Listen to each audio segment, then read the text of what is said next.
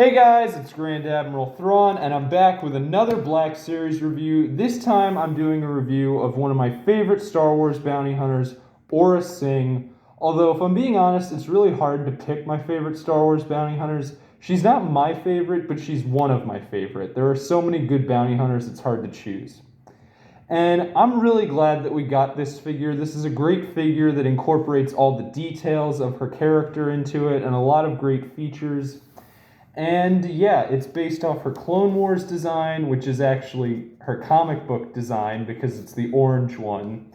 And it's even her Phantom Menace design, if you wanted to think about it like that, because she is in Phantom Menace during the pod race. But anyway, I want to get into talking about everything I like about this figure.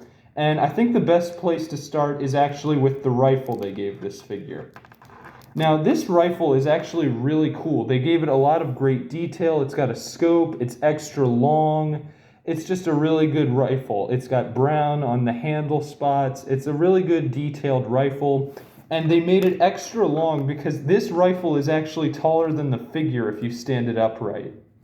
The rifle comes with its own feature where it has a removable strap so that you can hang it on the figure. And that's really cool. The strap does come off easy, but I'd honestly prefer it like that because, well, I want to be able to remove the strap for when I have the figure holding it.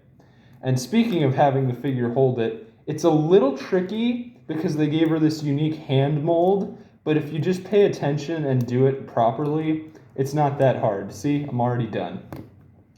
So yeah, that's the rifle that I really like they gave this figure, but that's not the only thing I like about this figure. I like how they also really detailed the Aurra Sing figure, in that her outfit is accurate to how she looks. She has her boots here, she has straps for her holsters, for her pistols, she has her jacket, which is made to be like its own removable piece here so that you could take it off, so that way it looks like an actual jacket. She's got straps tied around her arms, and they look like they're actually tied onto the figure's arms. They've got another one at the hands, on both hands. And even just the head mold for this figure is fantastic, especially with how her hair is and how she has it all in the back, and that's a really hard thing for them to do. I'm surprised they were able to get it like that. And then they even managed to include the antenna that she has sticking out of her head because she's crazy. She also has all these ammo clip things around her belt here, especially on the back. And her sniper isn't even the only weapon they gave her. They gave her two pistols that both have a unique mold for how she can hold the pistols, which actually works really good. And I'm actually glad that. Usually they do not give most characters double hands for holding blasters. If you get two blasters with the character, they don't always do that, especially with clone troopers, and that's what irritates me the most. But yeah, Aurra comes with two pistols, and they're really cool because these are a unique mold, and I really like them.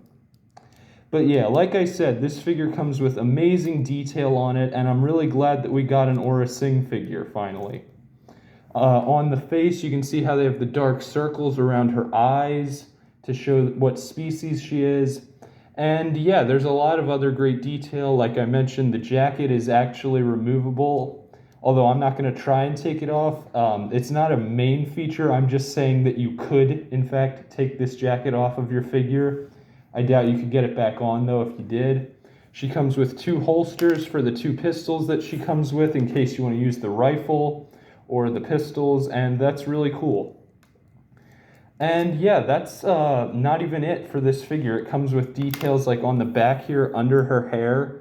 She has these little wire things. They didn't need to include that, but they did. No one would have seen that, but they went above and beyond and included it.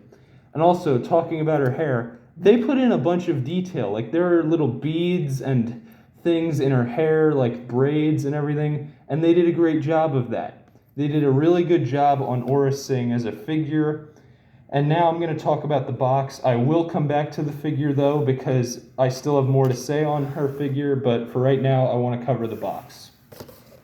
So this is based off of the Clone Wars wave, which is yellow, but like I said earlier, she is in Phantom Menace, and the Phantom Menace boxes are also yellow, so you could make it that she's a Phantom Menace figure. She is number 8 out of the Clone Wars figures. You gotta love it whenever they put the price tag sticker above the picture of the figure. They can't put it off to the side here. They gotta put it on the picture of the figure. But this is what the picture looks like without a giant sticker on it, and it's a pretty good picture, actually. I really like that they went with one for Aurra that shows her pistol and just kind of captures her character. Up top, there's a little ship in the background that I really like that detail. And on the back, it's the same picture plus a little details about the character. And so, yeah, it's my favorite type of box. It's the wall art ones, and you get to line them up, and they make this cool wall art. So, not the most complicated box, but a pretty good one that fits for a good figure. So, as I was saying earlier in the video, the way how the rifle works with the clips are it has two little spots here where you can attach the belt, or I can't think of what the term is for this, but anyway, so they have it that you can attach it like this and actually hang it on the figure, and it's pretty cool, actually. Sometimes it's easier, though, to attach one and then attach the other afterwards, like so.